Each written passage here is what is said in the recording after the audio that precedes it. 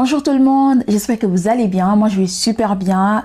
Aujourd'hui on va parler de bourse postdoctorale. Donc là il y a une énorme opportunité de faire des recherches postdoctorales à l'international. Donc là en ce moment il y a la bourse MSCA, bourse de Marie Curie, fellowship. Donc qui est en partenariat avec Sorbonne Université. Donc et aussi d'autres partenaires en France. Donc, et dans cette vidéo aujourd'hui je vais vous expliquer en fait cette bourse. Je vais vous expliquer les gens qui sont éligibles à cette bourse et aussi les démarches à faire. Donc toutes les démarches à faire pour postuler à cette offre de bourse postdoctorale. Et donc voilà, restez jusqu'à la fin, je vais tout vous donner. Si vous avez aussi des questions, n'hésitez pas. Avant de commencer cette vidéo, moi c'est Ado Ali et sur cette chaîne je partage tout ce qui est vie étudiante, tout ce qui est sciences que je découvre au fur et à mesure de mon parcours, et aussi je partage des opportunités de bourse au fait de thèse, quelque chose comme ça. Donc tout ce qui est en rapport avec des opportunités, je les partage.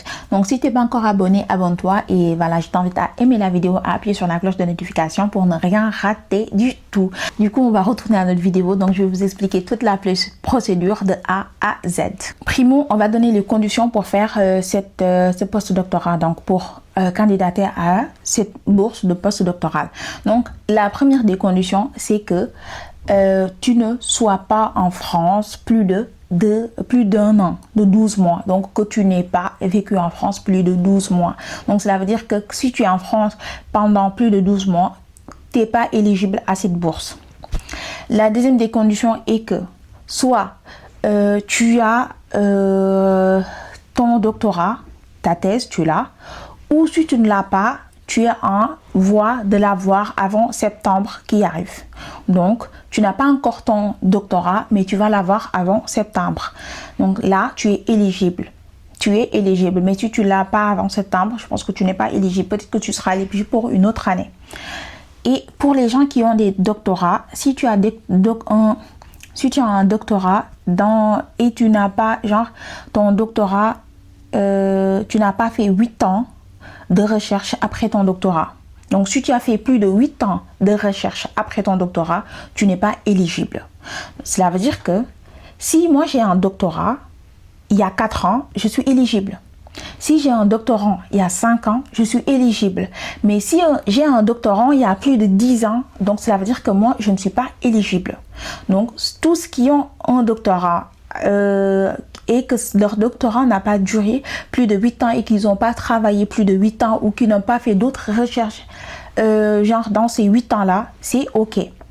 C'est OK. Donc, ça ne doit pas dépasser 8 ans entre la date que tu déposes cette bourse et la date que tu as eu ton doctorat. Donc, voilà, tous les gens qui ont eu un doctorat dans les 7 dernières années, donc je pense qu'ils peuvent bien postuler à cette bourse. Donc là, c'est les critères en fait d'admissibilité à cette bourse. Et il y a une autre aussi. Tous les candidats de l'international peuvent envoyer leur candidature. Donc, si tu es en Afrique, en Asie, en Europe, en Amérique, tu peux candidater. Voilà, donc les candidats de l'international sont vivement invités à poser leur candidature à cette bourse. Donc là, tu connais déjà les critères d'éligibilité de cette bourse. Et maintenant, on va passer à la procédure en tant que telle pour cette bourse. Déjà, il faut comprendre c'est quoi un postdoc. Un postdoc, c'est faire de la recherche après ton doctorat. Des fois, c'est des postes à peu près de 2 ans, de 2 ans de recherche qui est renouvelable des fois. Donc, tu viens sur un sujet et tu fais des recherches là-dessus. C'est comme un professionnel de recherche, mais là, c'est un postdoctoral. Donc, quand on dit postdoctoral, c'est après le doctorat. Donc, tu as déjà ton doctorat et tu continues à faire des recherches en tant que postdoctoral. D'accord, donc c'est ça. Et faire un postdoctorat, c'est bien bénéfique parce que ça te donne plus d'expérience en recherche. Et en plus de cela, ça paye bien. Voilà, ça paye bien. Donc voilà, c'est toujours intéressant de faire des recherches en étant tranquille financièrement. Là, comme je l'ai dit à chaque fois, donc faire un postdoctorat, c'est déjà en premier lieu, c'est de trouver son directeur de recherche. Donc voilà, trouver un superviseur. Et aussi, il y a un projet de postdoc. Donc quand tu fais un postdoc, tu travailles sur un projet bien précis. Et en plus de cela aussi, tu vas être sélectionné pour cette bourse. Et là, tu auras en fait l'argent que tu vas avoir. Et aussi, je ne sais pas si cette bourse va financer au fait les recherches, ta recherche ou bien toi. Donc c'est ça en fait. Donc là, en gros, c'est ça. Et maintenant, je vais t'expliquer en fait en détail près, les différentes étapes. La première des choses, c'est de faire la candidature initiale. La première des choses, c'est de faire la candidature initiale. La candidature initiale, c'est d'aller sur le site de l'offre de cette bourse. Je vais mettre le lien en description. Donc, je vais mettre le lien du site en description. Et même si vous fouillez un peu Sorbonne Université, vous allez le voir. Sorbonne Université fait partie de l'une des plus grandes universités françaises. Donc, voilà, vous n'allez pas rater ça. Comme je l'ai dit, la première des choses, c'est de faire la candidature initiale. Et la candidature initiale, il s'agit d'aller sur le site. Donc, je vais mettre le lien en description. Et quand vous entrez dans le site, vous allez trouver en fait toutes les possibilités, c'est-à-dire tous les professeurs et tous les sujets qu'ils ont mis à votre disposition. Et vous allez regarder le sujet qui vous intéresse. Il y a beaucoup de domaines. Il y en a beaucoup. Donc, vous allez voir le sujet qui vous intéresse. Et donc, par rapport au domaine, il y a le domaine des sciences humaines et sociales. Il y a le domaine de la physique, des sciences physiques. Il y a le domaine de l'informatique. Il y a le domaine des mathématiques. Il y a le domaine chimiste, donc de la chimie. Donc, voilà, donc sciences, life. Genre sciences life, donc tout ce qui est sciences de la vie, voilà, sciences de la vie. Donc, il y a tous ces domaines pour cette bourse. Et quand vous entrez dans le site, vous allez voir, il y a un formulaire à remplir. Et dans ce formulaire, déjà avant même d'arriver au formulaire, pour chaque domaine, vous avez des sujets bien déterminés. Et il y a des professeurs qui ont 2 à 3 sujets. Et vous allez voir le sujet qui vous intéresse. Quand vous aurez choisi le sujet qui vous intéresse, quand vous aurez choisi le prof avec lequel vous voulez travailler, donc vous avez déjà 2 informations capitales. Le prof avec lequel vous voulez travailler et le sujet qui vous intéresse. Maintenant, vous allez comme je dis, dans le site, il y a un lien à cliquer et quand vous cliquez le lien, vous allez remplir. Vous allez remplir votre nom, votre prénom, etc., etc. Et là, il y a un point important. Ils vont vous demander votre CV. Il faut bien faire votre CV et l'envoyer. Et après de cela, ils vont vous demander une lettre de motivation. La candidature initiale.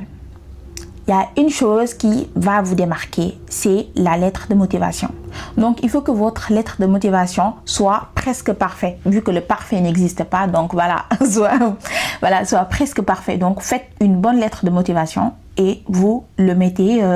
Donc, voilà, vous allez le téléverser là-bas. Vous allez le télécharger et le mettre dans le truc. Et ça va envoyer votre candidature. Si vous voulez candidater à une autre offre, vous allez le faire aussi séparément remplir encore, faire une autre lettre de motivation pour ceci et l'envoyer encore. Donc, pour chaque candidature, vous remplissez différemment, vous remplissez séparément. Voilà, c'est ça. Donc, quand vous aurez rempli les formulaires en ligne, vous allez l'envoyer. Donc, comme je dis, la lettre de motivation, il faut vraiment montrer que vous êtes motivé à travailler. Voilà, vous êtes prometteur pour avoir cette bourse d'études. Et là, n'oubliez pas le deadline. C'est-à-dire, les candidatures s'arrêtent au 24 avril. Donc, tout près. C'est pas très loin. Donc, les candidatures s'arrêtent le 24 avril. Sachez que le dépôt initial est très simple. C'est CV et lettre de motivation. Et la candidature se fait en ligne. Le lien sur la description. Vous allez le faire tout bien. Voilà, vous pouvez le faire tout bien et vous envoyez votre candidature. Et voilà, il y a des chances que vous vous démarquez et que vous soyez prise. Donc, la première étape est pas très difficile du tout. Donc, même les autres étapes ne sont pas difficiles, mais la première étape n'est pas difficile. Mais prenez votre temps, faites-le bien et envoyez-le. Peut-être que vous aurez la chance d'être sélectionné. Donc, le deadline, je le rappelle encore, c'est le 24 avril. Donc, le 24 avril, c'est la date limite pour le dépôt initial pour cette année. Maintenant, on va partir aux étapes suivantes. Donc, si par chance, vous êtes sélectionné, félicitations. Donc là, en ce moment, commence le vrai travail. Le professeur va choisir un candidat ou des candidats par rapport au nombre de postes qu'il offre. Donc si le professeur vous choisit, vous allez être invité à un masterclass. Les masterclass se déroulent le 8 et le 9 juin. Vous allez être invité à un masterclass et dans ce masterclass-là, vous allez apprendre à valoriser votre projet de recherche, à façonner votre projet de recherche, à comprendre les exigences internationaux et à montrer le rigueur, le travail, l'excellence que vous allez démontrer au fur et à mesure pour pouvoir obtenir la bourse. Et aussi, ça va vous permettre en fait de connaître les critères de sélection, l'impact que votre travail peut avoir sur la vie de tous les jours ou voilà, quelque chose comme ça. Le masterclass se passe à Sorbonne Université, donc le 8 et le 9 juin. Mais par contre, pour des candidatures qui sont à l'extérieur comme les internationaux, donc on sait qu'il y a des fois des problèmes de visa, mais là c'est juste un masterclass pour vous aider à monter le dossier. Je ne sais pas s'il y a une possibilité de le faire en ligne, mais vous pouvez toujours demander une fois que vous êtes accepté. Donc, vous pouvez toujours demander une fois que vous êtes accepté. Peut-être, je ne sais pas, par chance, vous pouvez assister en ligne. On ne sait jamais. Maintenant, si vous avez participé à ce masterclass et que vous avez toutes les habilités et que vous avez le prof qui vous aide à façonner le projet, vous allez rédiger un projet. Voilà, excellent. Après avoir eu cette formation, vous serez en mesure de pouvoir écrire correctement votre projet et de pouvoir faire un excellent travail là-dessus, de pouvoir montrer la méthodologie que vous allez prendre, aussi l'impact sociétal et aussi votre plan de carrière. Donc, c'est cette partie qui est vraiment en fait très difficile parce que c'est pas une partie qu'on apprend tous les jours à écrire un projet, l'impact de notre projet, quelque chose comme ça. Et c'est cette partie-là qui va vous démarquer pour obtenir votre bourse postdoctorale. Donc après cela, vous allez soumettre votre candidature voilà, aux bourses postdoctorales. Ils vont évaluer votre projet et tout. Et par chance, si vous êtes accepté, là, vous avez votre bourse postdoctorale. Et là, vous pouvez commencer à faire votre projet de recherche, faire votre travail de recherche postdoctorale. Et franchement, c'est une très, très, très bonne chose. Et si vous avez votre thèse et que vous n'avez pas encore trouvé de poste doctoral ou si vous êtes sur le chemin de faire la soutenance de votre thèse, je vous conseille vivement de postuler à cette bourse-là. Parce que là, déjà, vu que c'est Sorbonne Université, je connais un peu Sorbonne Université, donc c'est une université qui est vraiment en fait très open mind, une université qui fait tout pour que les étudiants se sentent bien, qu'ils aient des espaces de travail adéquats.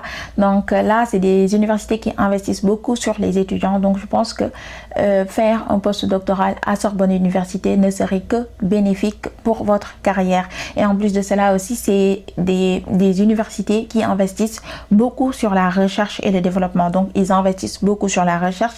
Et au sein de Sorbonne Université, il y a beaucoup de laboratoires qui travaillent sur des projets innovants, impactants, et il y a aussi des professeurs qui font des travaux remarquables. Donc là, ce n'est que du bonheur en fait de faire un postdoctoral à Sorbonne Université. Donc là, s'achève notre vidéo d'aujourd'hui. C'était donc sur la bourse MSCA de Marie Curie et avec ses partenaires Sorbonne Université et d'autres. Donc là, je vous partage cette bourse. La date limite, je le rappelle encore, c'est le 24.